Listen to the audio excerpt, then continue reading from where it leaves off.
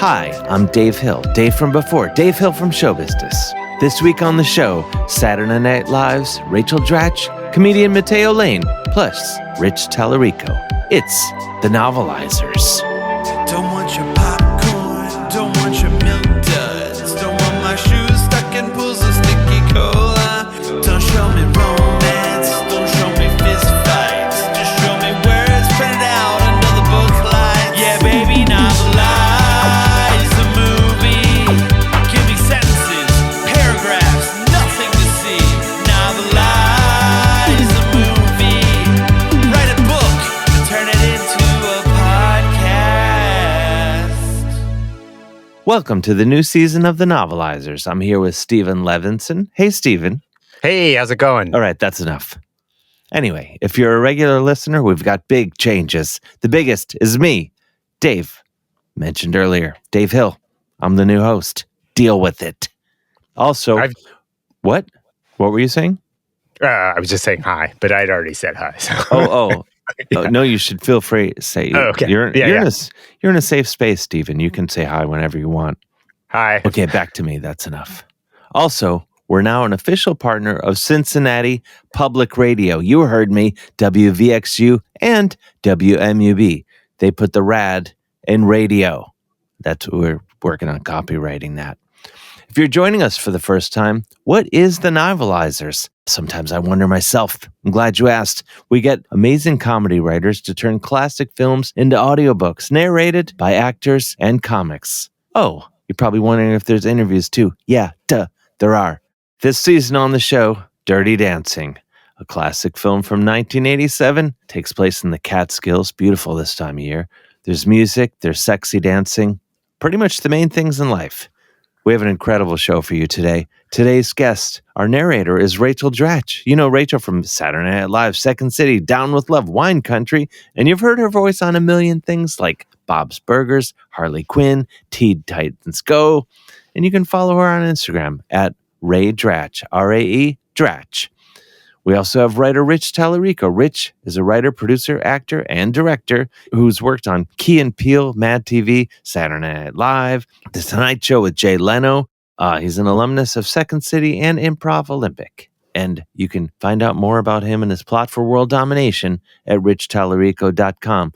We've also got an interview with my friend Matteo Lane, who's a multifaceted talent known for his unique blend of stand-up comedy, musical prowess, and artistic versatility. His next stand-up special will debut on Hulu in May 2025, and his comedy cookbook, Your Pasta Sucks, will be published by Chronicle Books in April 2025. That's this year. That's this year. We're actually in 2025. We don't have to wait that long. I'm still writing April 24 on my checks. Go to MatteoLaneComedy.com for more Matteo delightfulness. Today on the show, Stephen, are you ready for this? I am so ready. Okay. This is a lot. We're introduced to Baby, and the family arrives at Kellerman's. That's the resort in the Catskills, right? I mean, I know. I just want to hear you say it, Stephen. Yeah, it's where the magic of Dirty Dancing goes down. Exactly. Yeah. Baby sees Johnny for the first time, which is awesome, and she's introduced to Max's grandson, Neil. I think we know where that's headed. Yeah. I think there's chemistry right from the very first look. Oh, yeah. Yeah, you can see it. They're just like we had earlier on this podcast. I would say their chemistry is akin to yours and my chemistry. The chemistry we have between each other.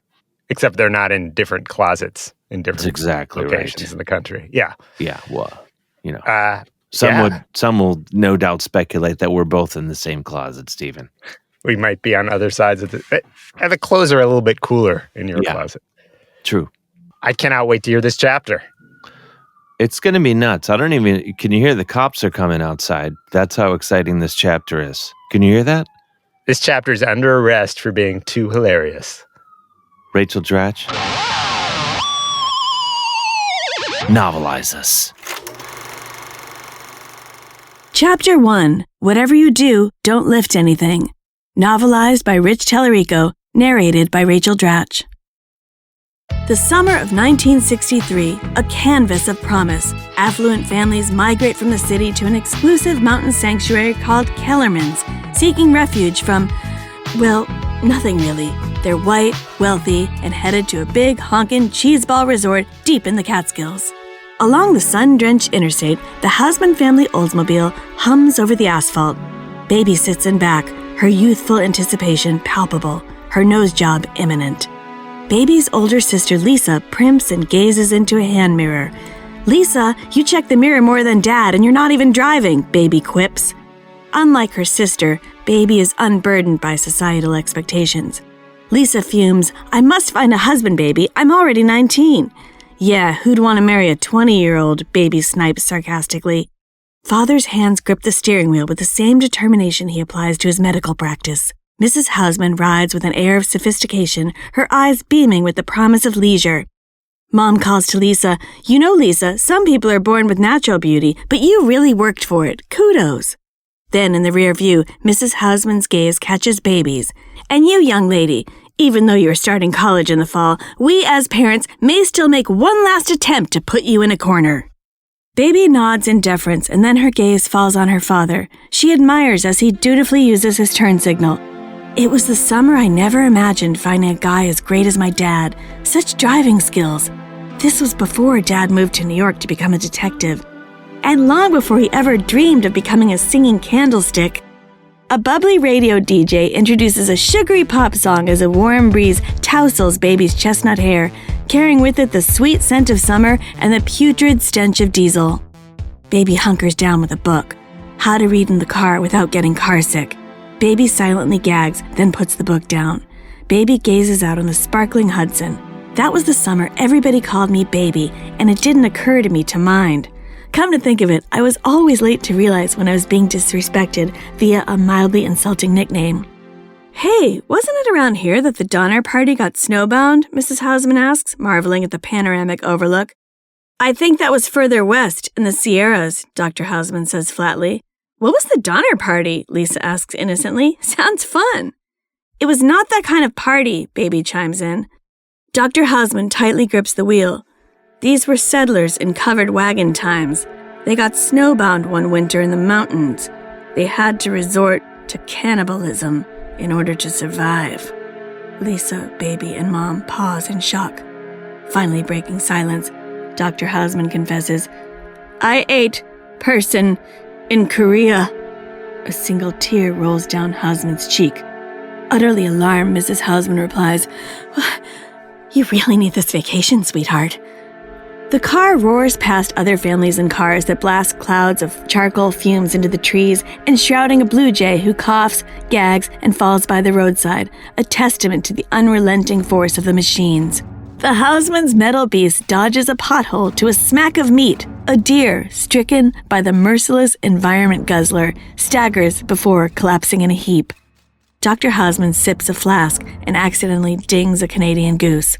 Feathers billow into the air as they pass a weathered billboard that reads, "Kellerman's Resort, our peaks are pointless."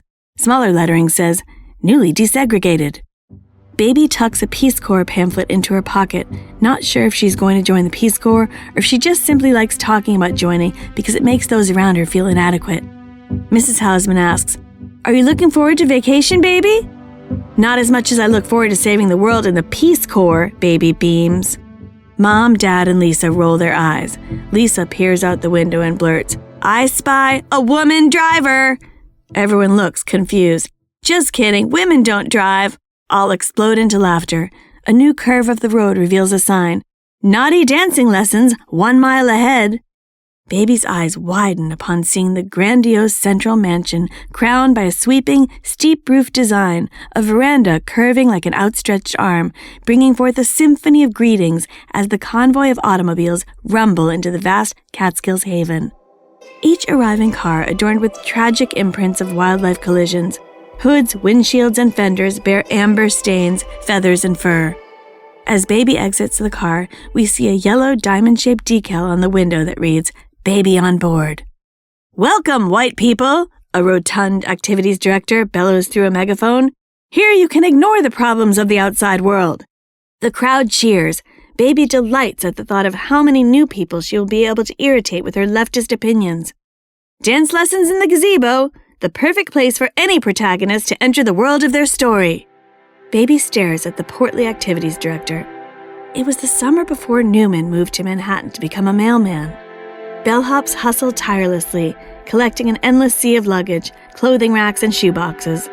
Lisa bemoans, "Mom, I should have brought my green shoes to perfectly match my jealousy for when Baby finds true love." Not having your shoes is not a tragedy, Dr. Hausman explains. A tragedy is trapped coal miners, police dogs in Birmingham, or what happened in Korea. Baby interjects, "Dad, quit bringing up depressing facts when people are having fun. That's my job." Suddenly, the resort's gnome-like patriarch, Max Kellerman, emerges, commanding attention with every step. He's flanked by a young protege, eager to absorb secrets of the trade. "Doc! Doc!" Dr. Hausman breaks into a smile upon seeing his friend and former patient. "Max!" The two men share a hearty handshake and then a hug. This being the early 60s, each man leaves the embrace quietly coughing, "No homo, no homo." "So Max, how's the blood pressure?" Dr. Hausman inquires. "Still way up, curiously. I thought living in the highest elevation possible and eating prime rib every night would be good for it. Alas, I'm a ticking time bomb. Good news, I have a lackey." Kellerman viciously turns to his apprentice. "Billy, you dumb cocksucker, get the motherfucking bags!" The Hausmans laugh as the lackey scampers to the Hausman's trunk. Kellerman brags, "See, Doc? The heavy hand of oppression. Great stress reliever," Dr. Hausman approves. The lackey arrives to find Baby already at the trunk. She opens the lid. "Wow, you got a lot of junk in your trunk," the lackey observes. Whack! Baby slaps him across the face. "Feels good, doesn't it?" Kellerman calls to Baby from across the parking lot. Baby sheepishly unloads her own luggage, defying social boundaries. "Hey everyone, look! A woman unloading her own luggage!" All stop and stare. "Hey, it's dog breath!" a kid shouts, recognizing Baby. "That was 2 summers ago," Baby cries back. A woman faints at the sight of female independence. Baby will soon be unraveling the very fabric of convention, one salsa step at a time. Newman calls, "Dance lesson in the gazebo!" Kellerman turns to the Hausmans. Merengue class is taught by a former Rockette, Penny, extremely fertile. Penny, the enchanting young dance instructor, graces the scene in a backless sundress and high heels. Amidst the smells of Aquanet and Old Spice, a procession of Catskill women clad in bathing attire that show off love handles, and Catskill men in polyester shirts and tight shorts that expose dad bods, deep vein thrombosis, and plunging plumber butts, Penny calls out, "They say the cha-cha can solve any problem." "Too bad no one is cha-cha'd for world hunger," Baby calls back. "What a buzzkill," someone else chimes in. Penny calls out, 2 and 1 and 2 and 3 and 4, 7, 8, 9, 9 and 3. "Hey, what are those numbers?" Baby asks. Penny asides, "I was just giving that creepy guy a fake phone number." A creepy guest struts off with the fake digits. Baby sees her folks in a firm embrace, as if they were holding on to the most profound desires of their hearts, which makes Baby what they call in the Caribbean, unhorny. Baby closes her eyes and lets the music take her, like the ebb and flow of the sea itself. In the merengue, as in life, one must let go of inhibitions, embrace the sensuous tension, and move with an unbridled spirit. Baby opens her eyes to discover everyone is staring at how poorly she moves. Baby clears her throat. "Well, as whites, we should not be dancing to this music. Cultural appropriation much?" Baby storms off, leaving all dismayed. The golden rays of the setting sun bathe Kellerman's in a warm, ethereal glow, casting long shadows before dipping behind the horizon, bringing a hush over the resort. Baby steps outside of the cabin. The chill of the evening brings goosebumps. The air is alive with the scent of pine and earth. Baby calls out, "Mom, I'm going to the main house to snoop around and eavesdrop on folks without permission." "Okay, let us know if you get any good goss." A door left ajar leads Baby to a dining room, providing a glimpse into the inner workings. Max Kellerman addresses a crew of crisply dressed waiters who stand at attention under the soft glow of chandeliers. Baby conceals herself at the entrance. Kellerman booms, "For anyone who doesn't understand the themes of this story, if you came in late, or if there's anyone eavesdropping..." Baby's eyebrow raises in delight at having arrived at the perfect moment. "There are 2 kinds of help here. On one hand, college waiters. Wealthy, so you can do whatever you want. Show the daughters a good time. All the daughters, even the uggos. The waiters cheer. Is that clear, guys? Johnny Castle asks as he emerges from the shadows with an aura of rugged grace. The air seems to stir as Johnny moves. He carries with him a touch of rebellion and a dash of body odor. His movements are a tango of resilience and vulnerability. Each step resonates with the rhythm of survival. Johnny's gaze, unyielding as a flame, holds secrets of a turbulent past. Baby's innocent curiosity ignites into something deeper upon seeing Johnny's black leather jacket, tidal wave pompadour, well-worn jeans, and super sweet keister. Kellerman grabs Johnny by the arm. Hold it, hot dog! Johnny pauses and turns around with a jazzy flourish as he lowers sunglasses to reveal another smaller pair. Johnny takes those shades off too, revealing a third smaller pair. Get one thing straight. Johnny removes again to reveal a fourth smaller pair. Kellerman grimaces and continues. You are entertainment staff, and you got your own rules. Johnny takes off the fourth pair, revealing an impossibly small fifth pair of shades. You're different from the college guys who have full permission to bone any chick they want. Get 'em pregnant! Waiters celebrate. Whereas Johnny, for you and your ilk, it's hands off. Why? Because you didn't go to college. A bunch of poros. Can't hump nobody, Kellerman concludes. Got it, Johnny? No college, no whoopee. A slick waiter, Robbie Gould, shoots at Johnny. Johnny squares up to Robbie and lowers his head, taking off the fifth and then sixth pair of sunglasses, revealing a micro seventh pair. Johnny had intentionally steered clear of the hallowed halls of academia, opting for a different path, one that unfolded beyond the confines of textbooks. To Johnny, the world was a classroom, the dance floor, his university. Despite not having gone to college, Johnny possessed an innate wisdom that allowed him to always find the right words, the perfect comeback. Oh yeah? Well, screw you, man, Johnny growls back. Johnny kicks a pile of trays which clang to the ground in a roar of thunder, flustering Baby. Then Johnny angrily performs a perfect pas de bourrée as he collects all his sunglasses and slips into the back. Baby watches him go with an ephemeral breeze of admiration. What no one knew is that a week earlier, Johnny had visited his doctor, who informed Johnny that he has a severe hernia, the kind of thing that can't be ignored, and Johnny had received instructions to not lift anything. Johnny would ignore these doctor's orders for the next 20 years of his dance life. His strain would continue, and in the late 70s, Johnny will become the first ever diagnosed case of disco balls. Kellerman pulls out chairs and hands out menus to the Housemans, giving extra attention to his special dinner guests. Dr. and Mrs. Houseman, Baby, Lisa, this is your waiter, Robbie Gould, Yale Medical School, extremely virile, high sperm count, likes to sleep around, does not use protection. The Housemans awkwardly nod and peruse the menus. Later, after the feast, the Housemans survey the damage as lots of leftovers litter the table. Look at all this leftover food. Are there still starving children in Europe? Mrs. Houseman asks. Try Southeast Asia, Ma, Baby chimes in, followed immediately by, I'm joining the Peace Corps, and I read books. Baby calls out, you hear that, everyone? Peace Corps! Books!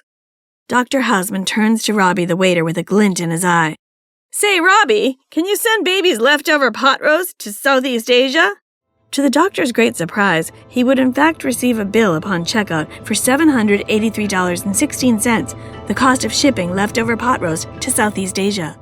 Kellerman appears at the Houseman's table, this time with his grandson in tow. Folks, I want you all to meet my grandson, Neil. Neil goes to Cornell School of Hotel Management. You know anything about hotels, Lisa? Kellerman asks.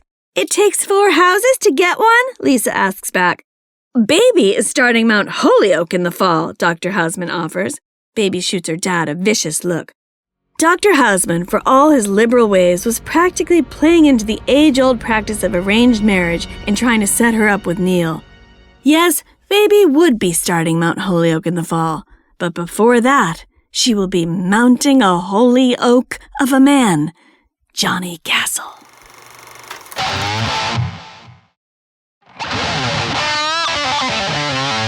That was hilarious. Of course, every week on the show, we have interviews with people who actually worked on the film Dirty Dancing, as you know, Dave. Sure. Yeah, I'm the host of the show. Of course I would know that Of course sort you of would thing. know that. Yeah. This week it's Matteo Lane. Let's hear that interview. Oh my gosh. Thank you for joining us for the interview portion of the Novelizers. I am here with, excuse me for being like starstruck right now, but I'm here with Liza Minnelli, the Liza Minnelli, and they were the choreographer for the movie Dirty Dancing. Hello, Mrs. Minnelli. Oh, hi. It's wonderful to be here and talk about this fabulous movie. Yeah. So, what? First of all, how are you? I don't. You know, I never talked to somebody this famous before. How are you? Well, I'm doing just fine. I had brain encephalitis, and I've had 2 knee replacements and 6 hip replacements, and I sort of look like Earthworm Jim, but I'm doing just fine. Yeah, And I'm going to tour. Uh-huh. You're going on tour with 6 hip replacements? Yes, they're going to just sort of push me out and see what happens. But I'm a hoofer. Yeah, I commend it. I can only assume you're probably taking the same drugs Michael Jackson was taking, to same pain meds to get things done. No, I take propofol to wake up. Okay. He was so funny. Michael was a good friend of mine. He was so funny. Mm. I remember the laughter. It was wonderful. We would watch Gene Kelly dance, who I call Uncle Kelly, and then we would go and try and dance. It was so funny. That's good. We always love to hear about Michael. You know, so I love to hear about Michael. So let's get right into it. How did you come to be the choreographer for Dirty Dancing? Well, I was in Santa Monica, and I was having a cigarette with one of my best friends, Barbara Walters, and I was talking to my old choreographer, Luigi, who I still dance with, but now I just sort of do ear dancing. Mm-hmm. And they were doing a movie called Dirty Dancing. I thought, well, that sounds fabulous. So I just showed up, and I just kind of told people what to do, and they just listened to me. Yeah, I can only imagine if Liza talks, you shut up and you listen. Well, I like to sing more, but when I was younger, I remember my friends would collect stamps or cards. I collected lyrics. You collected lyrics. Like what's your most greatest collection? Like, what the most thing you collected was like, oh, I'm going to hold on to this forever. Twinkle, twinkle, little star, how I wonder what you are. Is there a way you could give us a little bit of a preview of you doing a Twinkle, Twinkle, Little Star? Twinkle, little star. Kate Thompson, I used to sing that all the time. She was so funny. That's beautiful. That's absolutely beautiful. Oh, thank you so much. Yeah, it's quite a talent. It's quite a talent. What got you into like singing in the first place? Because I mean, you have such a distinguished voice. Like, it's only you that has that voice. What got you into singing? Well, now I sound like beef jerky. But when I was younger, I remember I wanted to be an ice skater until I saw Bye Bye Birdie on Broadway. I thought maybe that's what I want to do. And I would sing with Mama, who was so funny. One time we made taffy. Oh, okay. Y'all just made taffy. One time you made taffy. Oh, thank you so much. Yeah. Was there a flavor to the taffy, or was it just taffy? No, just taffy. Just taffy. Okay, just taffy. All right. So when it comes to the dancing part, you said you mostly sing. Me personally, I've never seen you dance, and I apologize if you've had videos of you dancing. Oh, wonderful! Bob Fosse was a great friend of mine, and Charles Aznavour as well, who taught me how to perform. But Bob Fosse I did Blackbird, and I did Cabaret with Bob Fosse, where I danced on a stool. Unfortunately, I fell off the stool, but it was wonderful. Okay, yeah. I like Cabaret. It's a good red wine. Cabaret is a good red wine. When you're drinking and stuff. When you're on set of Dirty Dancing, how was Patrick Swayze? Here's my question: could he actually dance, or was it like you had to get in there? I did most of the stand-ins. So when you see Patrick from more than 5 feet away, it was me. I just put a shit wig on and kind of danced because makes sense. He spent most of his time on his horse, and we would smoke together. We both love Henson Benson and Hedges. He would smoke, and so would the horse. But he was so funny. Oh, the laughter.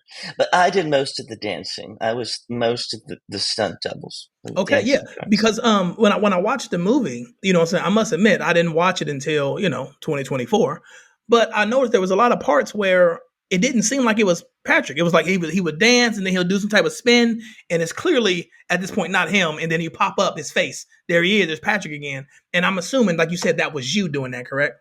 Yes, and I did the dancing for the female role as well. Oh, baby, So you did baby as well. Yes, I had to learn how to pick myself up. So I had a fake body taped to the other body, and we would pull a string together, and it looked like I was lifting myself up. But I was the only one who could do the job. Because we tried to get other people to do the dancing, and they kept breaking their spine. But since I drank so much, my spine was like jello. So I was fine.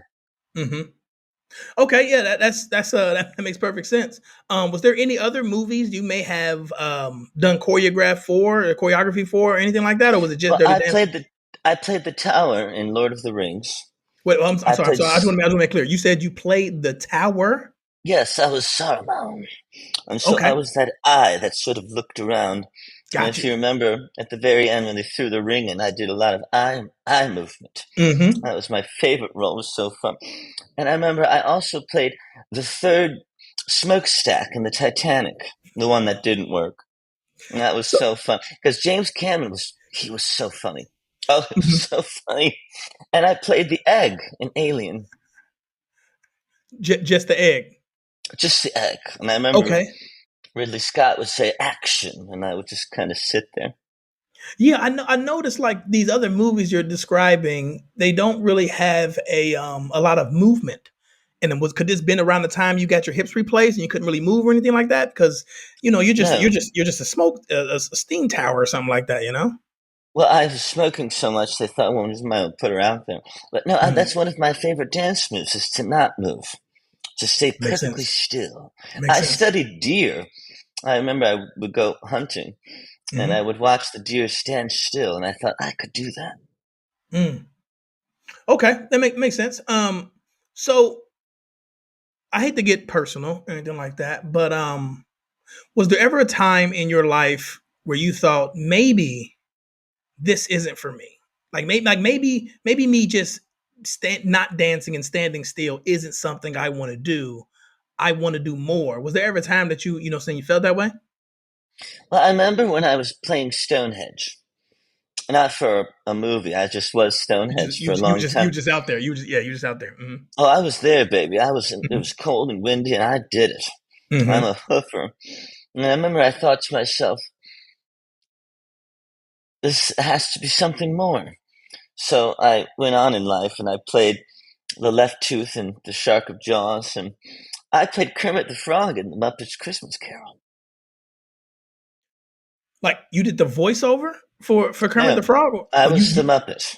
You was the Muppet. You was the Kermit the Frog Muppet. Okay, it was wonderful. That makes sense. I remember Jim Henson's hand was cold. I just remember feeling uncomfortable for a long time because you feel constipated, but it was so fun. Okay, yeah. So that's another question that just popped in my head. When it was Jim Henson's hand, one or two, was it the number one part or the number two part that the hand was in? Well, it was the number two, but just get some Crisco and you're good to go. You just Crisco, you're good to go. That should be there. Oh, yes. That should be Crisco's tagline. Just some Crisco, you're good to go. I studied that role at Studio 54. I was often played as a puppet. It was wonderful. Yeah. I heard a lot about Studio 54, and it makes sense. It makes sense. That makes perfect sense to me. Was there anybody on set that you felt like had it, where it was like, yeah, I'm teaching you, but you don't really need a lot of teaching. You just get it when it comes to this dancing thing on Dirty Dancing? I would probably say Jerry Orbach. And you remember he played Lumiere in Beauty and the Beast. And he played the father in this movie. I thought he was the most wonderful to train how to dance. We studied for 7 years how to plie and ballet. and studied in Paris, and then they never used any of his dancing Yeah, I scenes. was But about to say I I don't remember remember him that. dancing in that movie. I don't remember him dancing at all in that movie. But you're saying Oh you no, but taught he was him. wonderful. I had to He was teach him wonderful. everything, how to Okay. stand, and I Yeah. taught him how to dance as the candlestick in Beauty and the Beast. Wonderful Mm-hmm. performance of Be My Guest. He was so funny. I Yeah. performed that entire. I was one of the plates in Beauty and the Beast. Really? Was one of the place that was dancing, or was one of the place that was just being a plate? Both. I was both. I would sit in the cabinet all day long and just Mm-hmm. wait. And then finally, I remember I heard "Be our guest, be our guest, put our service to the test." And I would run out with all the other plates, and we would Mm-hmm. sort of hit each other. I remember I broke one of the little cups, and we called him Chip. But it was a wonderful movie. It was a wonderful animated movie. Yes, it was. It was very good. My thing is when it comes to being Liza Minnelli, like you're such a huge name, right? Oh, Everybody thank you. knows you. Do you ever get tired of it? Do you ever get tired of like walking around in the public eye? Like everybody sees me. Like, do you ever get tired of that? No, Okay. no, I don't, because I started. I was 2 years old in my first movie. So I just kind of normal for me. Grew up at MTM, and Mm-hmm. I did everything from summer stock. I started from the bottom. So Mm-hmm. it's sort of normal to me now, except Mm-hmm. when I'm at Denny's. If they don't recognize me and I don't get my table, I'll throw a fit. But otherwise, no. Okay, yeah. And I because I would like to be like where you are. Like I would like to make it one day, and what I'm saying, be big time. I'm not much of a singer or a Well, I dancer, would tell or you first, you have to start with cocaine. Okay, I get that a lot. I heard that. I heard that's a good starting point. Is cocaine. That's the first step. Is Oh, cocaine. it's Yeah. wonderful. Hmm. It's oh, it's wonderful. But I would say start with cocaine, Hmm. and then alcohol, and then sober up and do a Okay. movie called Stepping Out. And when you go back to Broadway, make sure you honor your godmother, Kate Thompson. That's what I did. Okay. Yeah. I'm taking notes. I'm taking notes to actually do that. It's all up here. It's up here in the noggin to take notes to do that. Um, was there ever like I feel like when people are famous, they have what they call them stalkers. Was there ever any time in your life where you're like, hey, I can't get away from this person or these people? Like I need space, or do you welcome saying stalkers and stuff? Well, I couldn't get rid of Susan Boyle for a long time. Susan And then Boyle, isn't she that the was, lady from American Idol or something like that? The singer from oh, American she was, Idol? she, yes, from X Factor, X Factor. Dream, That's what. Dream. Okay, yeah, yeah, yeah. And she wouldn't leave me alone. And she would come to my doorstep, and I'd see her out. I saw her at Sardi's once. She was sitting at my table. So Hmm. she wouldn't leave me alone. Her and Justin Bieber were both sort of on me. But he's so funny. I love him. It's Hmm. wonderful. I liked him better as a lesbian. Justin Bieber Yes. as a lesbian? Yes, if you remember when he first came out, it was about 4 or 5 years that he was a Oh, lesbian. that's right. He did have the Jennifer Aniston bob, the little Jennifer Aniston haircut when he first came out. I think he had Oh, he was the wonderful. I thought he was from Anne Friends. Heche at first. Okay, yeah, yeah. I was getting that too. I was getting those vibes. So I'm like, oh, it's a nice little woman right here. It's a nice little lady. You know what I'm saying? So yeah, that makes perfect sense. So I haven't told anybody about this, but I'm a screenplay writer. Like I write screenplays and everything like that. Um, and I was writing one that's actually it's a musical, and I think you would be perfect for it for the job. But I want to tell you the title of it just so you can get a good glimpse of what I was trying to do. Oh, of course. Um, I've auditioned for everything. I once auditioned for Tomb Raider, and it was down to me and Angelina Jolie. And I said to her, whichever one of us gets it, whichever one it was meant to be. so okay, so I just want to make sure I'm clear and make sure the audience understands. You, Liza Minnelli, was down to the wire for Tomb Raider with the Angelina Jolie. Oh, it was wonderful. Yes, it was just us two. We both screen tested at the same time. Cool, Unfortunately, I couldn't walk. because the hips. All The right. hips is the hips. It was the hips. Okay. Yeah. So the title of my screenplay, well, the title of my musical, I guess you say, is The Time of Our Lives. like Liza wonderful. Minnelli. Yeah, you know what I'm saying? And I wanted Yes. to like, and it's going to be all about you, but it's based off of, you know what I'm saying? Like, I've had the time of my lives, and you sing about you in that situation, you know? And I think that'd be Wonderful. great. It's all dedicated to you. That it's like your musical is a biography. It's an autobiography about you, but it has a musical and stuff. Oh, of course. That sounds wonderful. Yeah, I'm just here to let people know your story, you know, and it can start from the cocaine. You know what I'm saying? Like, I mean, first scene, you're snorting. Well, I remember You're the in there. first thing that my mother said to me. She said, Liza, call an ambulance.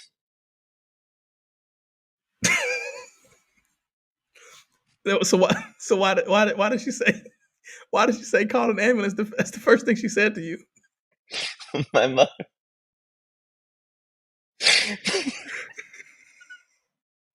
I know it's emotional. I know it's hard because you're thinking about your mom. I know it's very emotional, and Well, my sometimes mother you was can't get the Judy. words. You know. She was Judy Garland.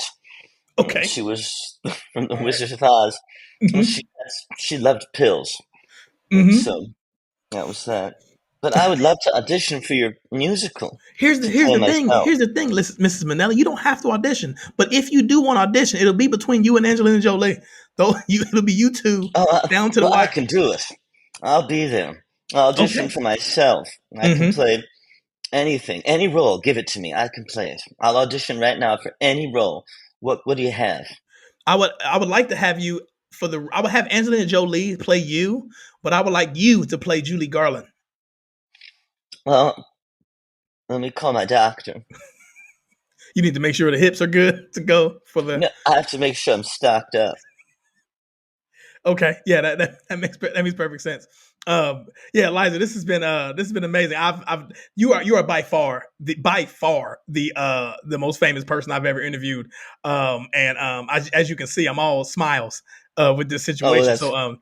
Yeah, that's wonderful. Yeah, like I'm sorry I have a mustache. It's just after menopause, I couldn't stop it.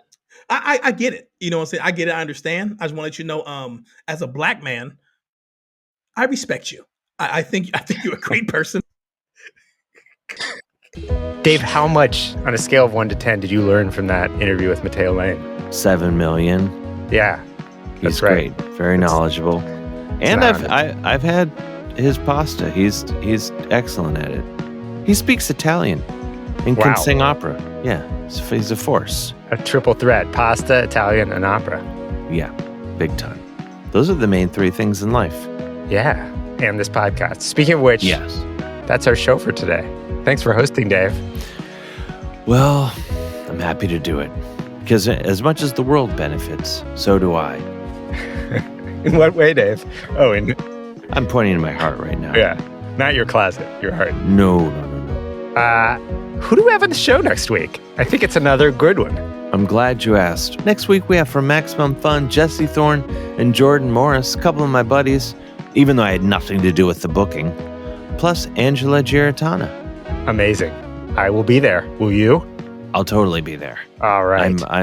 It's part of the terms of my community service hours, so I have no choice.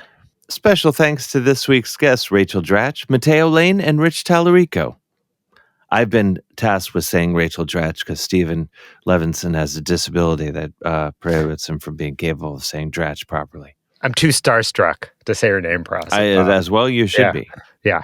It's tricky, though. To be fair, I'm Rachel's brother, Dan, is one of my best friends, so I've had years of practice saying the name. So when it came time to just make the shift over to saying Rachel's last name, I was already well practiced. Well, I can say my brother Joel Levinson's last name because he's kind of a buddy of mine. No big whoop. Buddy from way back. The Novelizers is hosted by Dave Hill with Stephen Levinson and produced by Stephen, Cole Emoff, Graham Douglas, Kevin Carter, Christine Bullen, Dennis DiClaudio, and Rob Kutner, and distributed by Cincinnati Public Radio. Mixed and edited by Graham Douglas. Music by Cole Emoff. Art direction by Crystal Dennis. Theme song written by Andrew Lynn and performed by Nick Testa. Follow the Novelizers on Threads, Instagram, Twitter, and Facebook, and support us on Patreon. The Novelizers is an unauthorized work of parody. Copyright 2025, Novelizers, LLC. Take us out, Dave Hill. There was a baby put in the corner. There was a guy who could give your mama boner. He taught her dancing, it took a minute, and she flew into his arms just like an egret. Novelize that movie, write a book, and also read it to me.